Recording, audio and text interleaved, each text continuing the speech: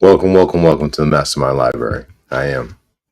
They call me Ferdinand, the bringer of balance, leader of many disciplines, and one of your hosts of the MasterMind Library, the home of the MasterMind Book Club on FHTII.com.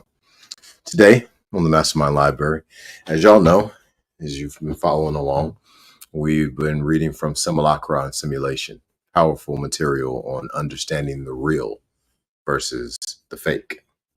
And we've also been we've had a live audience. So today we don't have our co-hosts with us, but we have a live audience of Elijah, Sincere, and Huey. All right. And they'll be listening in on chapter 9.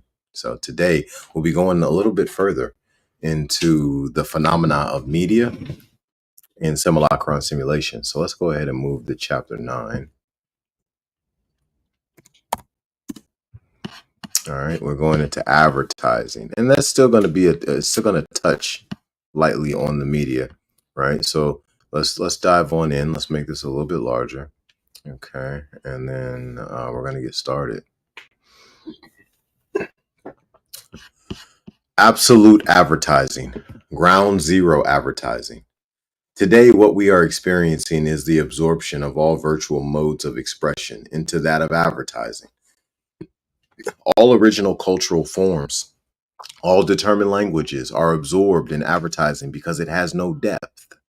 It is an instantaneous and instantaneously forgotten triumph of superficial form, of the smallest common denominator of all signification, degree zero of meaning, triumph of entropy over all possible tropes, the lowest form of energy of the sign. This unarticulated, instantaneous form, without a past, without a future, without the possibility of metamorphosis, has power over all the others. All current forms of activity tend toward advertising, and most exhaust themselves therein. Not necessarily advertising itself, the kind that is produced as such, but the form of advertising, that of a simplified operational mode, vaguely seductive, vaguely consensual. All the modalities are confused therein, but in an attenuated, agitated mode. More generally, the form of advertising is one in which all particular contents are annulled at the very moment when they can be transcribed into each other. Whereas what is inherent to weighty enunciations, to articulated forms of meaning or of style, is that they cannot be translated into each other any more than the rules of a game can be. This long movement toward translatability and thus toward a complete combinatorial, which is that of the superficial transparency of everything, of their absolute advertising, of which professional advertising is, once again, only in episodic form, can be read in the vicissitudes of propaganda. The whole scope of advertising and propaganda comes from the October Revolution and the market crash of 1929. Both languages of the masses, issuing from the mass production of ideas or commodities, their registers separate at first, progressively converge. Propaganda becomes the marketing and merchandising of idea forces, of political men and parties with their trademark image. Propaganda approaches advertising as it would the vehicular model of the only great and veritable idea force of this competing society, the commodity and the mark. The convergence defines a society, ours in which there is no longer any difference between the economic and the political, because the same language reigns in both, from one end to the other. A society, therefore, where the political economy, literally speaking, is finally fully realized. That is to say, dissolved as a specific power, as an historical mode of social contradiction, resolute, absorbed in a language without contradictions, like a dream, because traversed by purely superficial intensities, A subsequent stage is crossed once the very language of the social, after that of the political, becomes confused with this fascinating socialization of an agitated language. Once the social turns itself into advertising, turns itself over to the popular vote by trying to impose its trademark image from the historical destiny that it was, the social itself fell to the level of collective enterprise, securing its publicity on every level. See what surplus value of the social each advertisement tries to produce. Word, advertise, advertise. The socialization of the social everywhere, present on walls, in the hot and bloodless voices of female radio announcers, in the accents of the soundtrack, and in the multiple tonalities of the image track that is played everywhere before our eyes. A sociality everywhere present, an absolute sociality finally realized in absolute advertising. That is to say, also totally dissolved, a vestige of sociality hallucinated on all the walls in the simplified form of a demand of the social that is immediately met by the echo of advertising. The social as a script, whose bewildered audience we are. Thus, the form of advertising has imposed itself and developed at the expense of all the other languages as an increasingly neutral, equivalent rhetoric without effects, as in a syntactic nebula. Ives Stewardesy would say, which envelops us from every side, and which at the same time eliminates the hotly controversial problem of belief and efficacy. It does not offer signified in which to invest. It offers a simplified equivalence of all the formerly distinctive signs and deters them from this very equivalence. This defines the limits of advertising's current power and the conditions of its disappearance. Since today advertising is no longer a stake, it has both entered into our customs and at the same time escaped the social and moral dramaturgy that it still represented 20 years ago. It is not that people no longer believe in it or that they have accepted it as routine.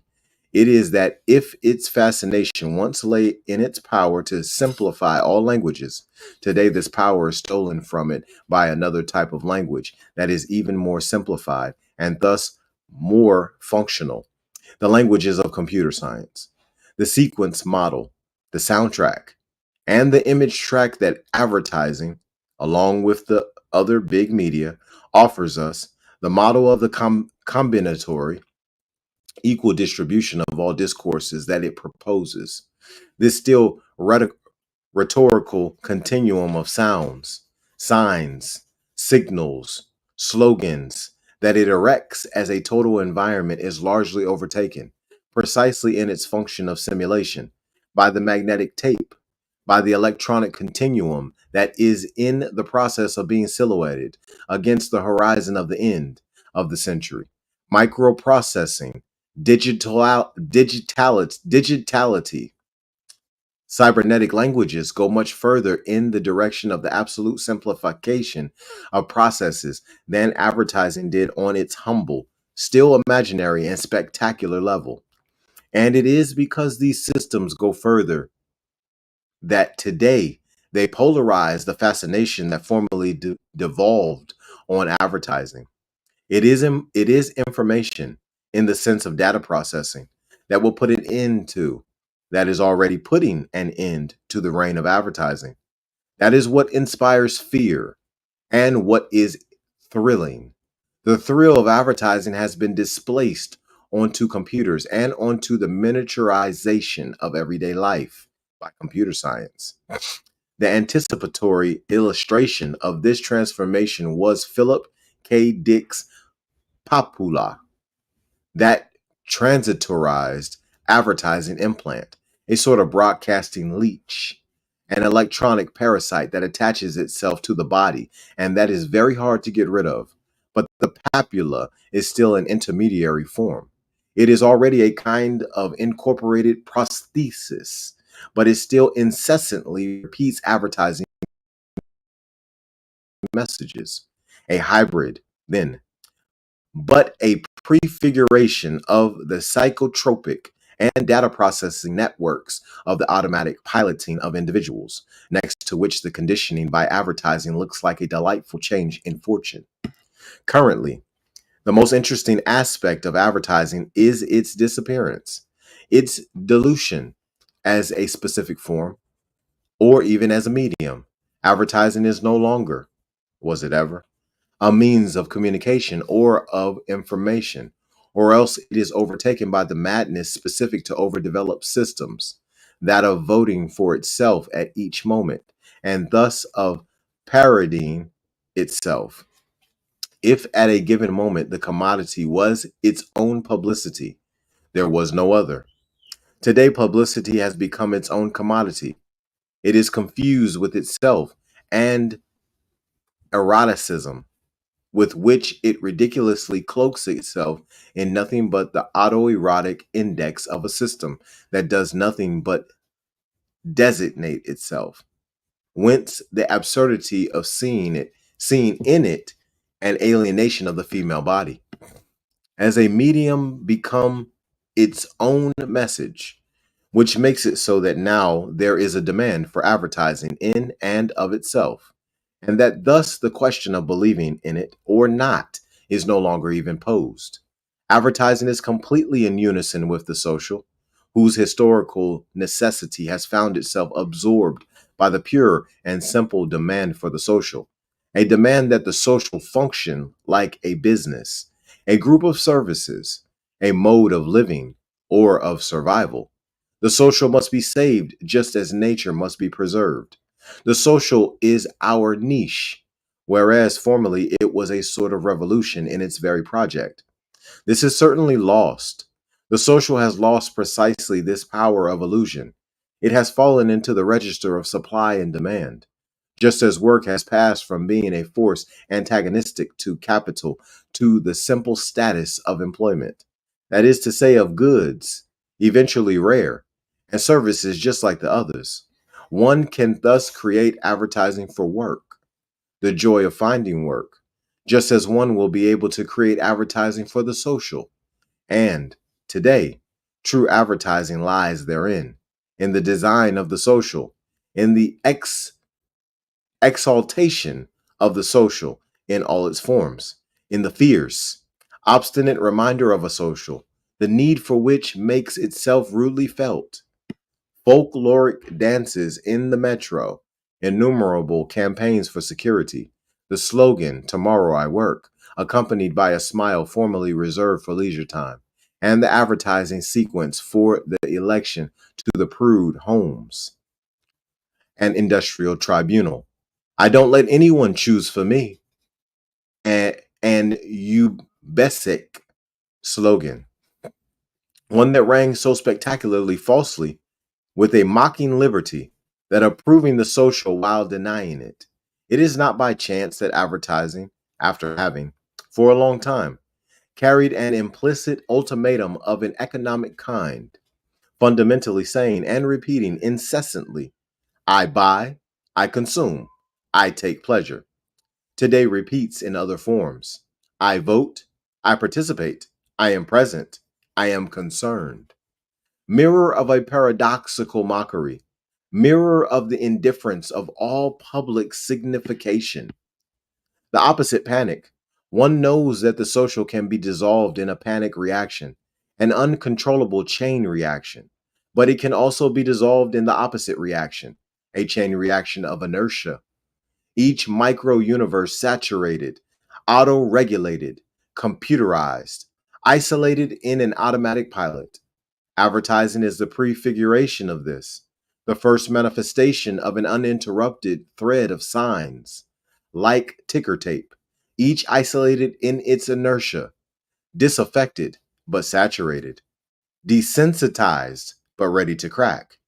It is in such a universe that what Virilio calls the aesthetic of disappearance gathers strength, that the following being to appear: fractal objects, fractal forms, fault zones that follow saturation, and thus a process of massive rejection of the abracation or stupor of a society purely transparent to itself.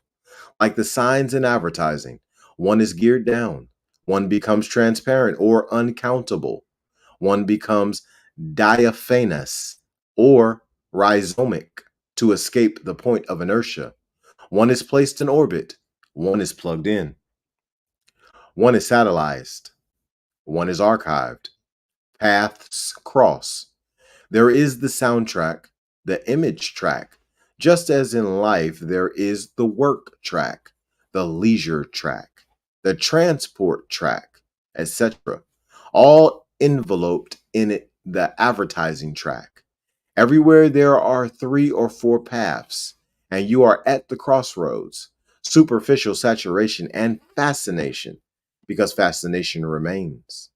One need only look at Las Vegas, the absolute advertising city of the 1950s, of the crazy years of advertising, which has retained the charm of that era, today retro in some sense, because advertising is secretly condemned by the programmatic logic that will give rise to the very different cities.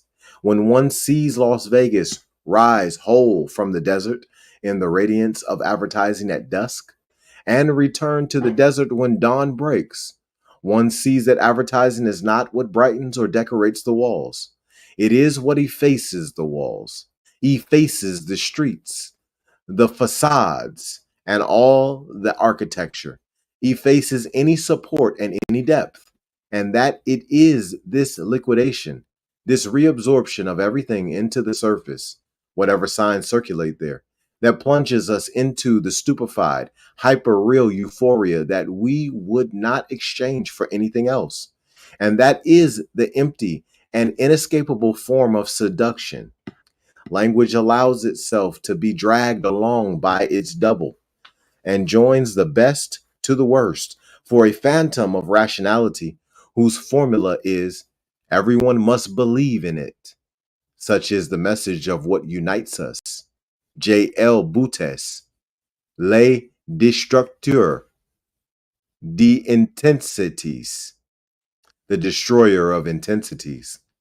Advertising, therefore, like information, destroyer of intensities, accelerator of inertia. See how all the artifices of meaning and of non-meaning are repeated in it with lassitude, like all the procedures, all the mechanisms of the language of communication, the function of contact. You understand me? Are you looking at me? It will speak.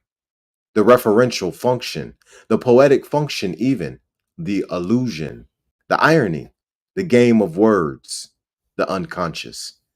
How all of that is staged exactly like sex in pornography, that is to say, without any faith, with the same tired obscenity.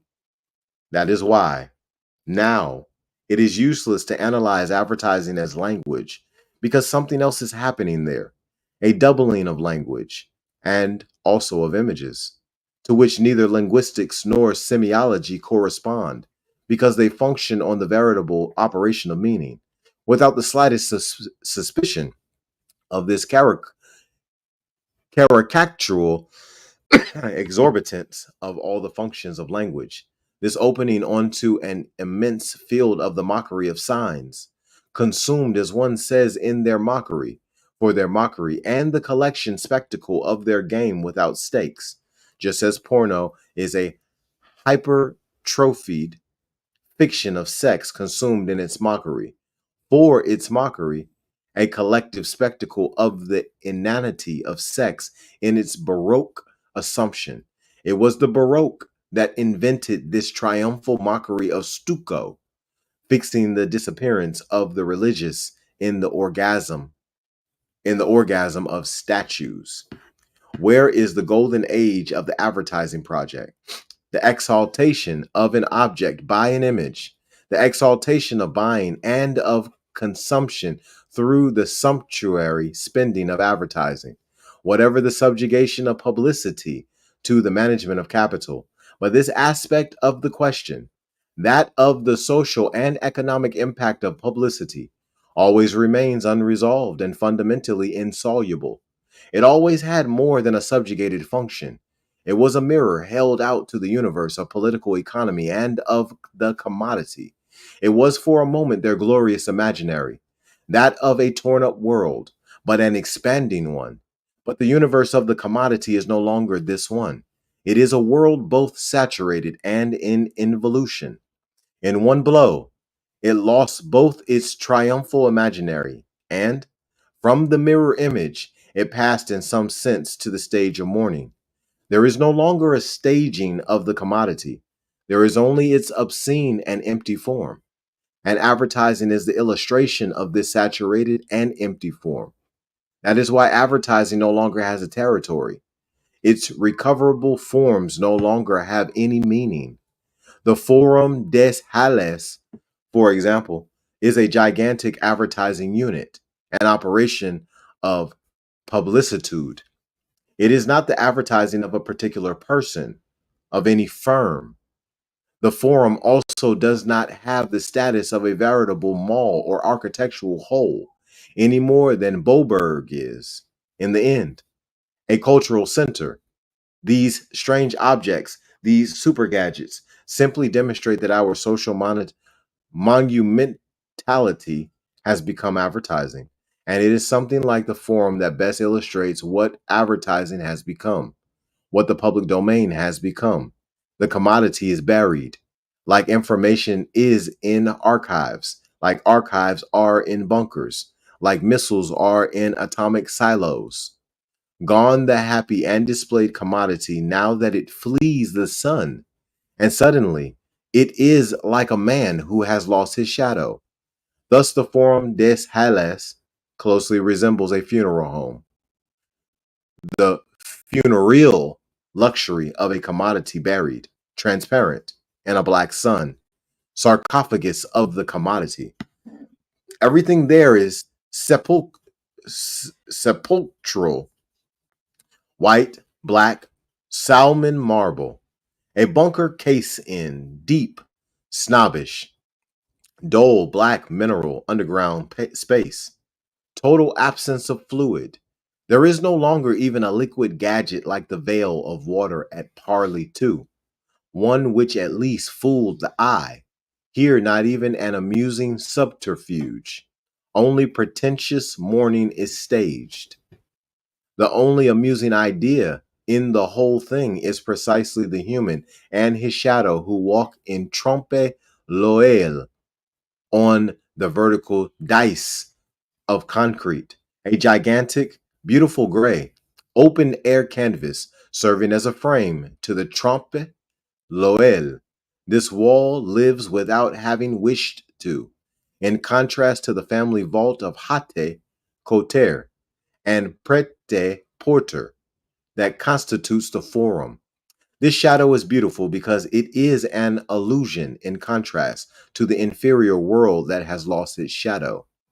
All that one could hope for once this sacred space was open to the public, and for fear that pollution, as in the Lascaux caves, cause it to deteriorate irremediably. Think of the waves of people from the rear. 2. Was that it be immediately closed off to circulation and covered with a definitive shroud in order to keep this testimony to a civilization that has arrived, after having passed the stage of the apogee, at the stage of the hypogee of the commodity intact. There is a fresco here that traces the long route traversed, starting with the man of Tataval, passing through Marx and Einstein to arrive at Dorothy Biss. Why not save this fresco from decomposition? Later, the speleologists will rediscover it at the same time that they discover a culture that chose to bury itself in order to definitively escape its own shadow, to bury its seductions and its artifices as if it were already consecrating them to another world. Notes: 1. Parley 2 is a mall that was built in the 1970s on the outskirts of Paris. Trans. 2. The rear is a high-speed underground commuter train. Trans.